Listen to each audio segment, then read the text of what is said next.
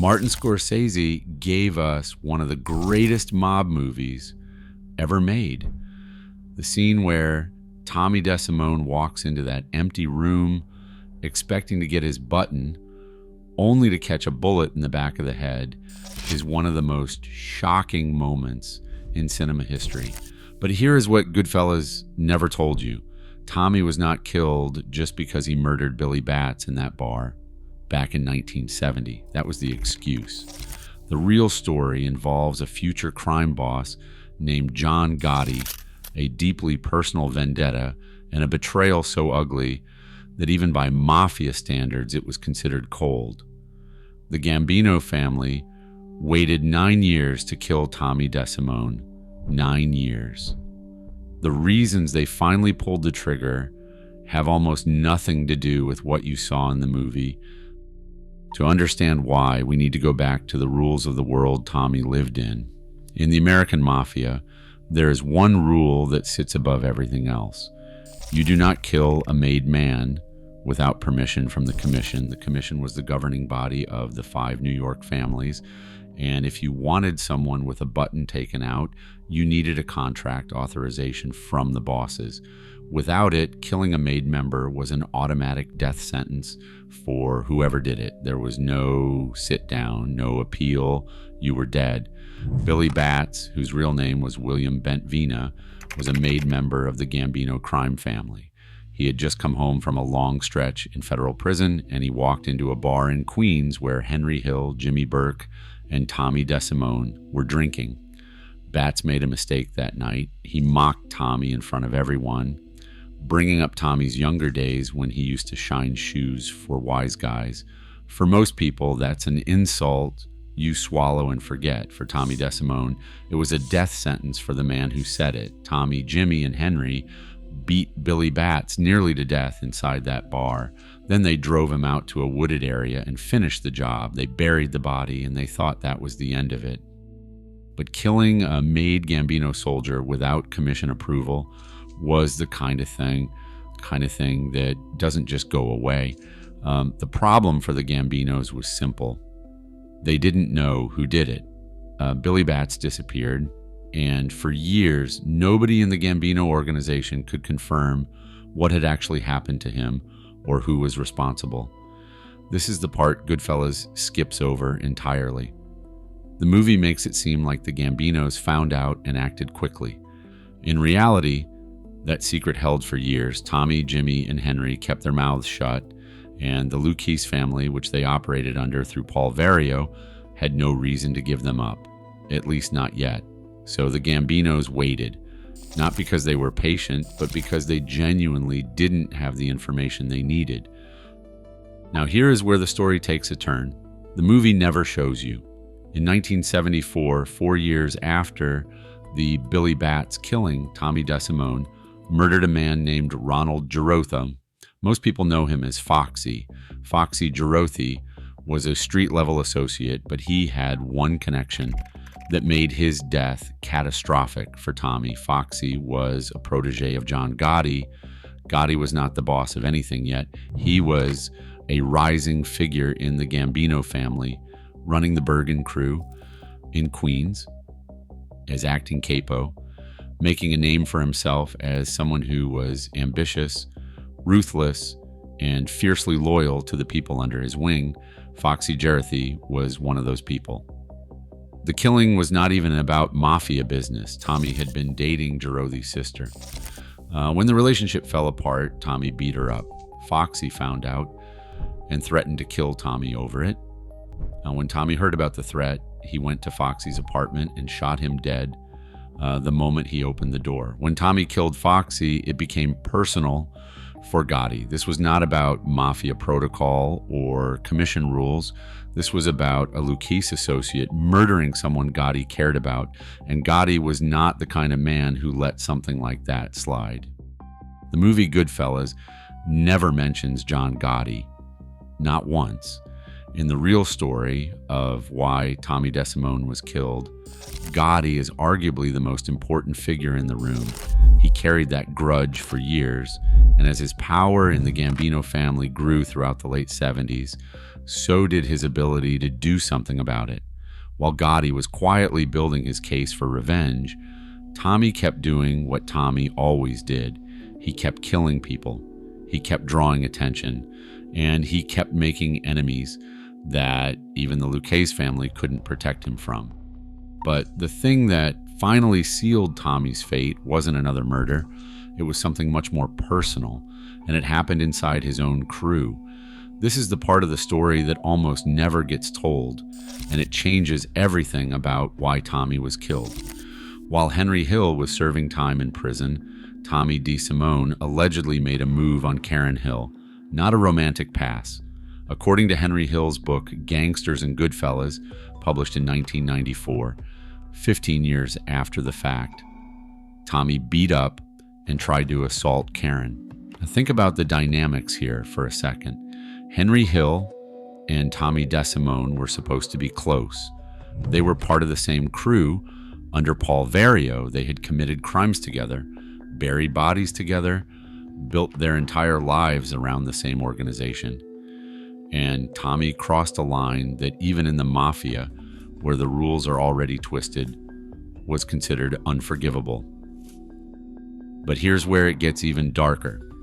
Paul Vario, the Lucchese captain who ran their crew, the man the movie calls Paulie, was allegedly having an affair with Karen Hill at the time. If the accounts are true, when Vario found out what Tommy had done to Karen, he did not just get angry. He saw an opportunity. Paul Vario picked up the phone and called the Gambino family. He told them something they had been waiting nearly a decade to hear. He told them that Tommy DeSimone was the man who killed Billy Batts. Think about what just happened. Vario did not give Tommy up because of loyalty to the commission or respect for mafia law. He gave Tommy up because Tommy had touched the woman Vario was sleeping with. The Billy Batts murder was just a convenient excuse, a gift-wrapped reason that the Gambinos would accept without question.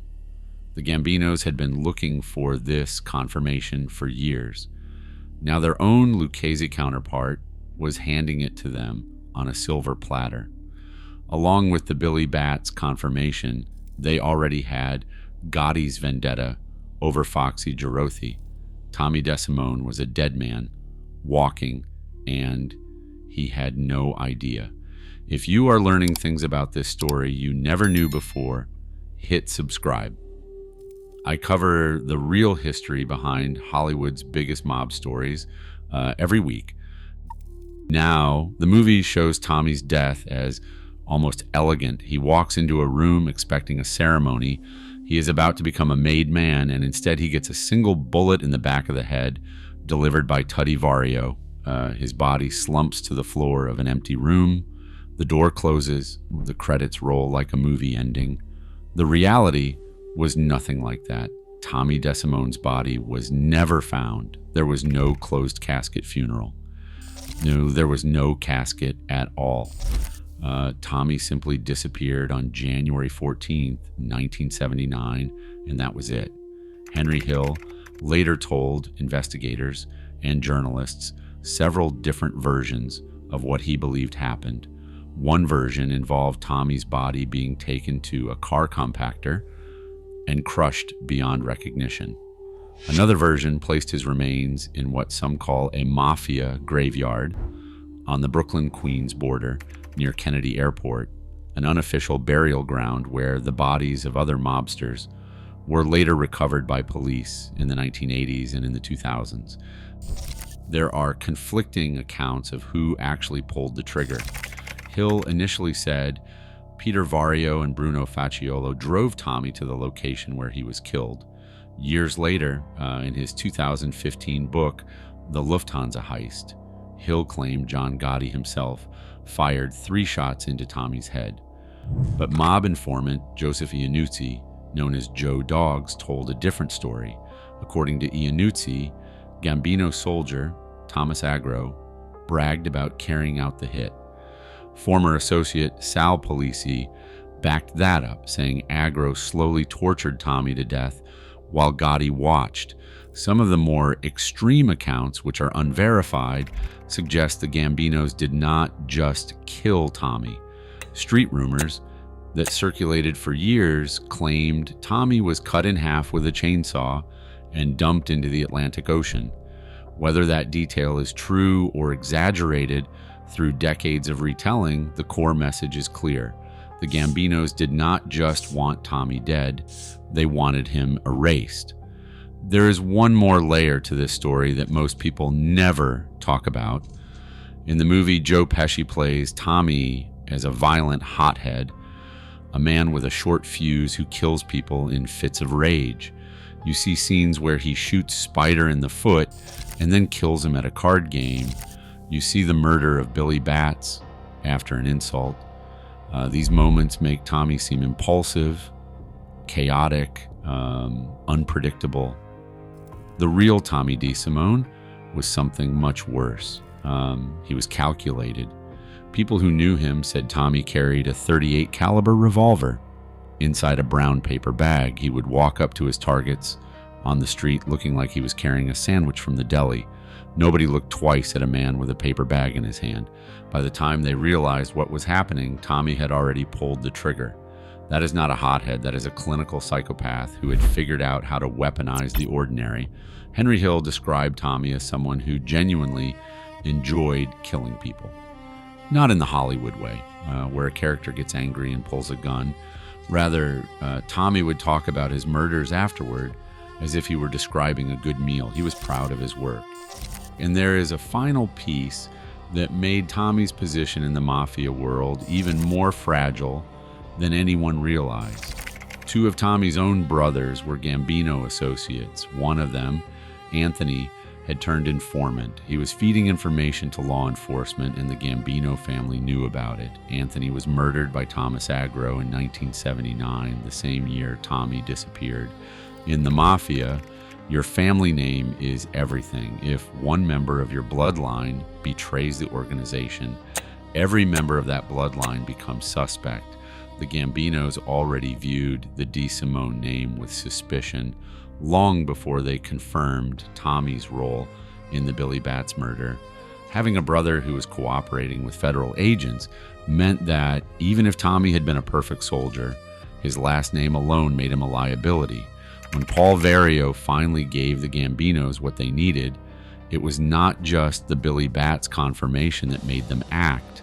It was the combination of everything. The Billy Batts hit, the Foxy Jerothe murder, Gotti's personal vendetta, the DeSimone family's cooperation with law enforcement, and a Lucchese captain who was willing to sacrifice his own associate over a personal grudge involving a woman. Tommy DeSimone did not die because of one mistake. He died because every single bridge he had was burned, and the one man who could have protected him, Paul Vario, was the one who lit the match. Goodfellas is a masterpiece. But Martin Scorsese had 2.5 hours to tell the story of Henry Hill, and Tommy DeSimone's real history was too complex, too dark, and too tangled in real people who were still alive to fit on screen. The movie gave us the broad strokes. Billy Batts died and Tommy paid for it. Truth is that Tommy DeSimone was killed because of a web of vendettas, personal betrayals, and family suspicion that stretched across nearly a decade and involved some of the most powerful figures in organized crime history. John Gotti, who would eventually become the most famous mob boss in America, carried a grudge against Tommy for years. Paul Vario, Tommy's own boss, sold him out over a woman, and Tommy himself had spent a decade making enemies with a .38 in a paper bag, never once considering that eventually the people he worked for would run out of reasons to keep him alive. His body has never been recovered. There is no grave to visit. Tommy DeSimone was erased from the earth. And the only version of him that survived is the one Joe Pesci played in a movie that did not even tell half the story. If you want to see the real story behind another Goodfellas character the movie got wrong, that video is on screen now.